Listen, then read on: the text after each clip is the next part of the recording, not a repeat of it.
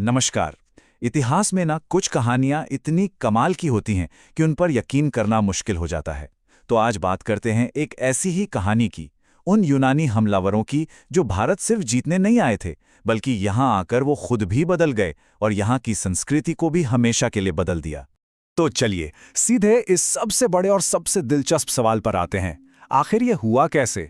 सोचिए जरा, पश्चिम से आए लड़ाके पूरब के दार्शनिक सम्राट बन गए। ये कहानी है युद्ध की, फिलॉसफी की और कल्चर के एक ऐसे संगम की जिसकी कोई मिसाल नहीं मिलती। ठीक है, तो इस कहानी की शुरुआत होती है एक हमले से। चलिए पहले चैप्टर में देखते हैं कि कैसे यूनानी राजाओं ने भारतीय जमीन पर अपने कदम जमाए। तो देखिए, ये सब शुरू हुआ सिकंदर यानी अलेक्जेंडर द ग्रेट के बाद। उसके जाने के कई सालों बाद बैक्ट्रिया, जो आज का अफगानिस्तान है, वहां एक यूनानी साम्राज्य बना। और वहीं से, उसी साम्राज्य से एक राजा निकला जिसने भारत पर चढ़ाई कर दी। और ये थे डिमिट्रियस प्रथम, एक बहुत ही एम्बिशियस राजा जिन्होंने ठान लिया था कि वो सिकंदर के अधूरे सपने को पूरा करेंगे। और उन्होंने यूनानी असर को भारतीय उपमहाद्वीप में बहुत अंदर तक पहुंचा दिया। डिमिट्रियस की कामयाबी कोई छोटी मोटी नहीं थी। उन्होंने ना सिर्फ साकल यानी आज के सियालकोट को अपनी राजधानी बनाया, बल्कि उनका राज पंजाब से लेकर गुजरात तक फैला हुआ था। और सबसे दिलचस्प बात जानते हैं क्या है? उन्होंने खुद को सिर्फ एक यूनानी विजेता नहीं माना, वो पहले ऐसे विदेशी राजा बने जिन्होंने महाराजाधिराज जैसी बड़ी भारतीय उपाधि अपनाई। ये दिखाता है कि वो यहाँ सिर्फ राज करने नहीं बल्कि यहीं का हो जाने आए थे। लेकिन जैसा मैंने कहा, ये कहानी सिर्फ तलवार और जीत की नहीं है। अब हम कहानी के सबसे फैसिनेटिंग हिस्से में आते हैं। एक ऐसा दौर जहां युद्ध से ज्यादा विचारों का मेलजोल हुआ। और इस बदलाव के सेंटर में थे सबसे मशहूर इंडो ग्रीक राजा। ये है मिरांडर, जिन्हें भारत में राजा मिलिंद के नाम से जाना गया। यहाँ देखिए उनकी दोहरी पहचान कितनी साफ दिखती है।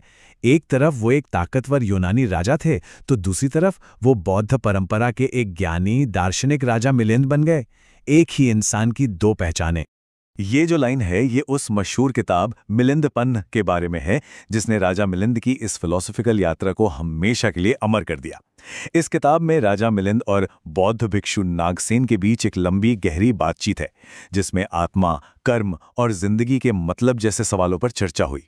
तो ये सिर्फ एक राजा का धर्म बदलना नहीं था, ये तो दो महान सभ्यताओं के संगम की शुरुआत थी। ऐसा संगम जिससे कला, सिक्कों और सोच में कुछ ऐसा नया बना जो दुनिया ने पहले कभी नहीं देखा था। इस मेलजोल का सबसे बढ़िया एग्जाम्पल है उस दौर के सिक्के।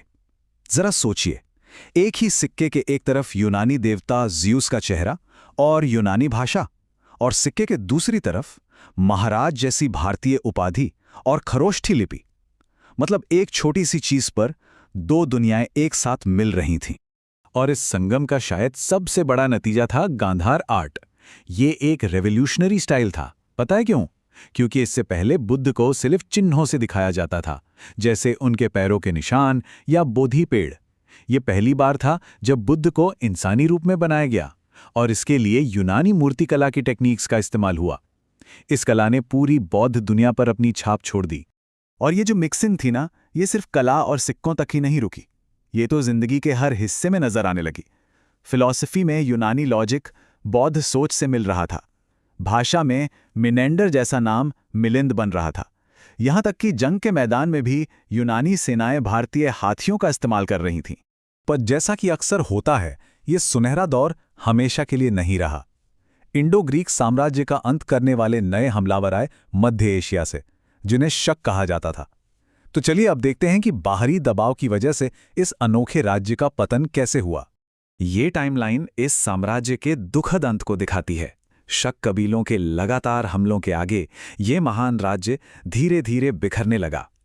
शक राजा माउस ने एक के बाद एक राजाओं को हराया, और जो साम्राज्य कभी गुजरात तक फैला था, वो सिकुड़कर बस कुछ शहरों तक सिमट कर रह गया। और आखिर में लगभग 200 साल तक भारतीय इतिहास पर अपनी छाप छोड़ने के बाद भारत में इंडो ग्रीक राजनीतिक ताकत का हमेशा हमेशा के लिए अंत हो गया। लेकिन क्या किसी साम्राज्य का खत्म हो जाना उसकी कहानी का भी अंत होता है? बिल्कुल नहीं। भले ही उनका राज खत्म हो गया, लेकिन उनका कल्चरल प्रभाव, उनकी गूंज आज भी हमारे बीच मौजूद है। तो आखिर वो अपने पीछे छोड़ क्या गए? उन्होंने हमें गांधार कला दी, सिक्के बनाने का एक नया तरीका दिया जिसे बाद में कुषाणों जैसे बड़े साम्राज्यों ने भी अपनाया, और मिलिंदपन जैसा फिलॉसफी का खजाना दिया। ये वो विरासत है जो उनके राज से कहीं ज्यादा लंबी चली। और हम अपनी बात इसी सवाल पर खत्म करते हैं।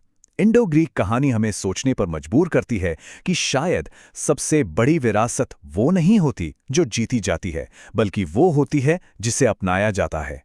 शायद असली जीत जमीन पर कब्जा करना नहीं, बल्कि दिलों और विचारों को जीतना है।